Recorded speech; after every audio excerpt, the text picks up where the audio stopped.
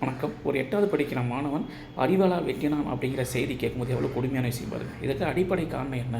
அவன் விளையாட்டு மைதானத்தை மறந்தது தான் காரணம். ஏனென்றால் அந்த மைதானம் அவனுக்கு நிறைய விஷயங்கள் கற்றுக் கொடுக்குது. விளையாடுகின்ற பொழுது, விளையாட்டில் தோல்வியுறும் பொழுது அதை பார்த்து உடன் விளையாடுகின்ற நண்பர்கள் கேலி கிண்டல் செய்யும்போது அதை சகித்து கொள்ளக்கூடிய, இது வெறும் விளையாட்டு தானே அப்படின்னு சொல்லி அதை பொறுத்து கொள்ளக்கூடிய அந்த மனப்பக்குவத்தை அது கற்றுக் கொடுக்குது.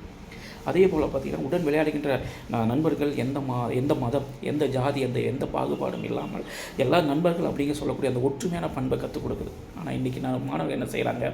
வீட்டுக்குள்ளே உட்காந்துட்டு மொபைலை நோண்டிட்டு மன அழுத்தத்தை அதிகப்படுத்திக்கிறாங்க. இதனால் ஒரு சின்ன விஷயத்தை கூட எங்களால் பொறுத்துக்கொள்ள முடியாமல் இந்த மாதிரி கத்தி பிளேடுன்னு சொல்லி போகிறாங்க.